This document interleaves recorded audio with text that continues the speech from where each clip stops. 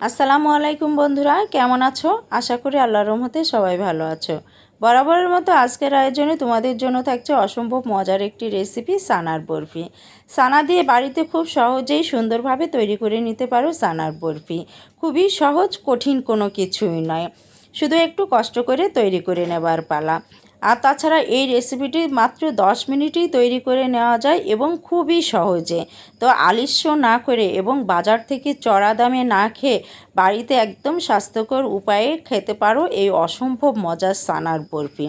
আর বাজারের চেয়েও কিন্তু একদম হেলদি এবং খেতে অসম্ভব মজার। তো বন্ধু, ভিডিওটি না টেনে সম্পূর্ণ দেখতে থাকো আর ঝটপট শিখে নাও এই অসম্ভব মজার রেসিপিটি। তো সানার বরফি তৈরি করার জন্য এখানে আমি 2 লিটার পরিমাণ দুধ নিয়ে নিয়েছি। জাস্ট প্রথমে আমরা সানাটা তৈরি করে নেব।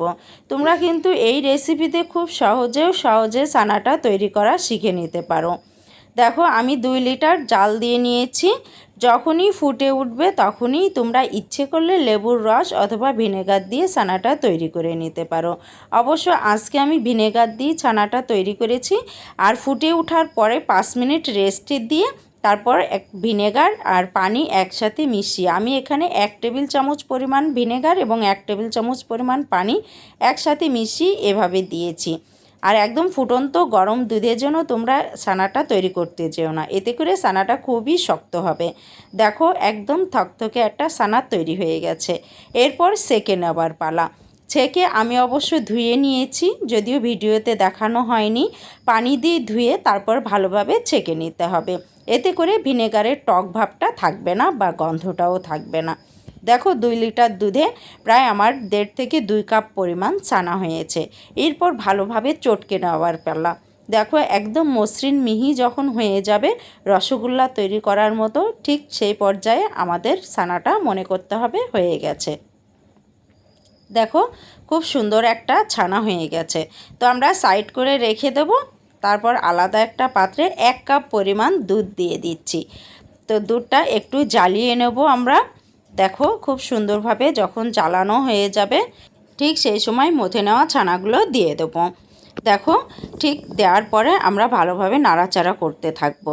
কোনো মতেই যেন নাড়াচাড়া বন্ধ করা যাবে না। ঠিক এই পর্যায়ে দিয়ে দেব এলাচির গুঁড়ো 1/4 টিস্পুন পরিমাণ, এতে করে ফ্লেভারটা খুবই ভালো আসবে। তো নাড়াচাড়া করতে করতে যখন দুধ একটু শুকিয়ে আসবে তখন আধা কাপ পরিমাণ চিনি দিয়ে দেবো। দেখো, তারপরও কিন্তু অনবরত নেড়ে যেতে হবে, নইলে কিন্তু ছানাগুলো একদম শক্ত শক্ত এবং গোটা গোটা হয়ে যাবে। নাড়াচাড়া করতে করতে আবারও দিয়ে দেবো এখানে 1/4 কাপ পরিমাণ গুঁড়ো দুধ, এতে করে বাইন্ডিংটা খুব ভালো আসবে। তো ঠিক নাড়াচাড়া করতে করতে এক সময় দেখবে যে দুধের সাথে ছানার সাথে খুব সুন্দরভাবে মিশে গেছে এবং সব কিছু জল শুকিয়ে গেছে। আর একদম দেখো, একদম খুব মসৃণ একটা ভাব চলে এসেছে। তবে হ্যাঁ, তোমরা যেন খুব বেশি শক্ত করতে যেও না। যখনই দেখবে একদম মোলায়েম একটা ভাব চলে এসেছে, সেই পর্যায়ে নামিয়ে নিতে হবে। আগে থেকে একটা বাটিতে বেকিং পেপার রেখেছি, এরপর এর উপরে দিয়ে দিচ্ছি ঠিক ছানাগুলো, দিয়ে সুন্দরভাবে একদম চেপে চেপে প্রেস করে নিচ্ছি।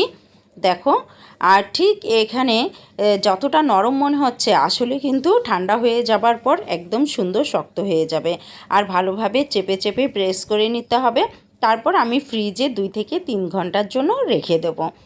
রেখে দেওয়ার পর ঠিক দেখতে পাবে তোমরা কতটা সুন্দরভাবে একদম সেট হয়ে গেছে। তারপর ঠিক আস্তে আস্তে করে আমি নামিয়ে নিচ্ছি। দেখো, নামিয়ে নেওয়ার পর আমি সুন্দরভাবে কেটে নিচ্ছি। দেখো কতটা সুন্দর হয়েছে। তারপর ঠিক একটা চাকুর সাহায্যে আমি কেটে নিচ্ছি। তোমরা যেমন শেপ করতে পছন্দ করো ঠিক সেভাবেই তোমরা কেটে নেবে। দেখো, এর শেপটা কতটা সুন্দর হয়েছে।